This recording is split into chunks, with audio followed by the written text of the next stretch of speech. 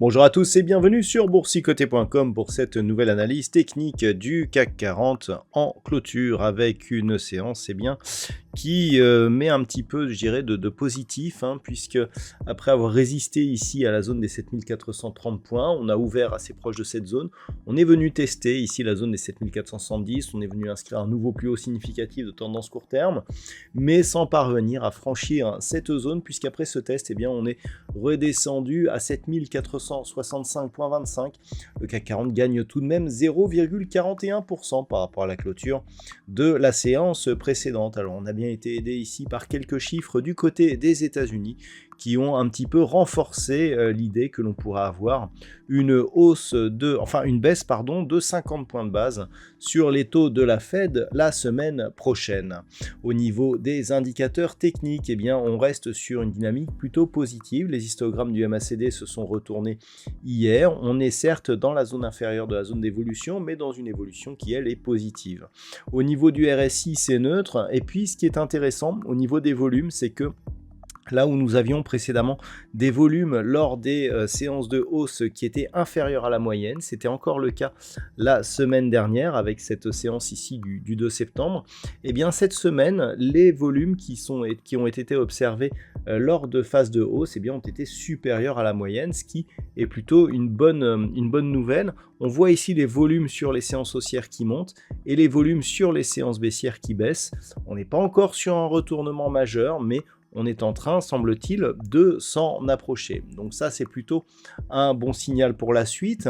Au niveau du palmarès des valeurs, nous avons donc quelques belles hausses forcément, avec par exemple Téléperformance qui gagne 3,47% ce soir, ou Renault plus 2,27%. Derrière, ST Micro, ArcelorMittal ou Michelin sont sur des hausses inférieures à 2%.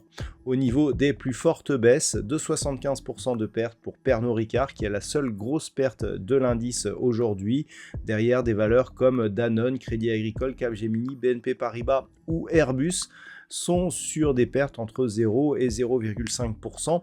Nous n'avons que ces 6 valeurs qui sont dans le rouge aujourd'hui. Avant d'aller plus loin, je vous propose une vue sur le CAC 40 en hebdomadaire pour constater que d'un point de vue hebdo, nous avions ici cette phase de hausse, une phase de consolidation et on voit ici un début de retour. Donc du point de vue de cette bougie, on voit que ce n'est pas encore une reprise haussière.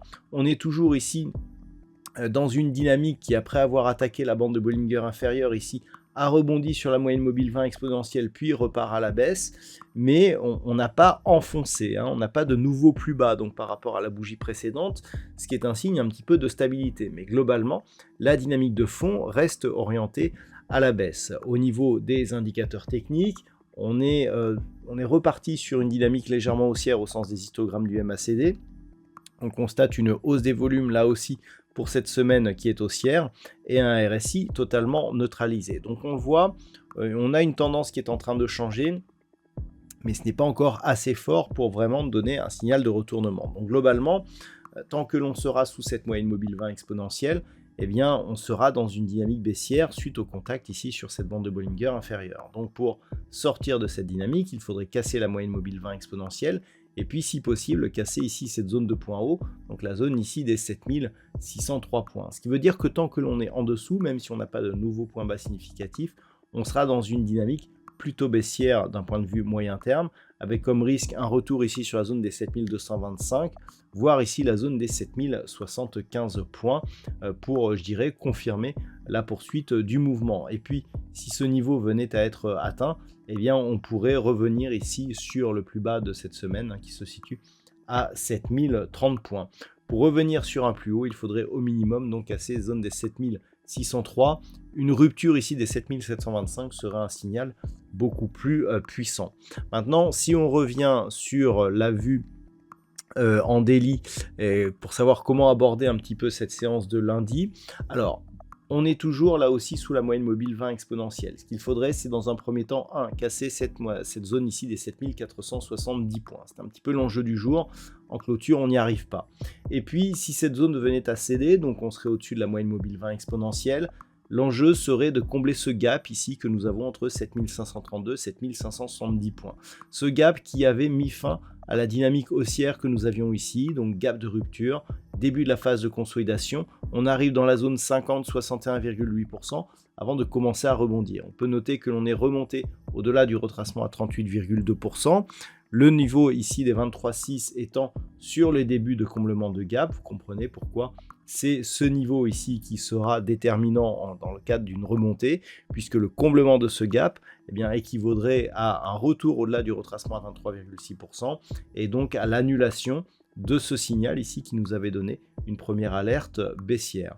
Ce qui veut dire que tant que l'on est sous 7470 points, malgré ici les tentatives de cassure de ce range que nous avons depuis une semaine à la hausse, tant qu'il n'y aura pas une vraie rupture, on sera sur un risque baissier.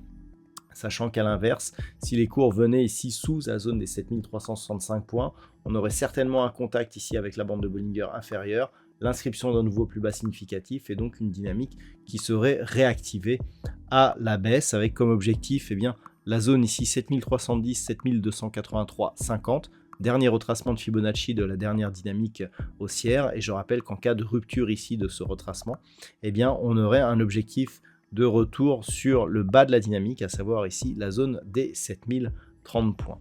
Voilà donc ce que l'on peut dire aujourd'hui sur cette configuration technique. D'un point de vue statistique, la configuration du jour remet un petit peu de positif. Alors ce qui est intéressant, c'est qu'on a énormément d'occurrences. Donc ça, selon les statistiques, ça serait assez stable, voire très légèrement baissier en début de semaine, mais on pourrait avoir une poursuite beaucoup plus favorable avec à partir de mercredi, une hausse potentiellement assez marquée. Voilà donc ce que l'on peut dire pour aujourd'hui. Je vous souhaite de passer un très bon week-end. On se retrouve dès la semaine prochaine pour d'autres analyses techniques, toujours sur le site boursicoté.com.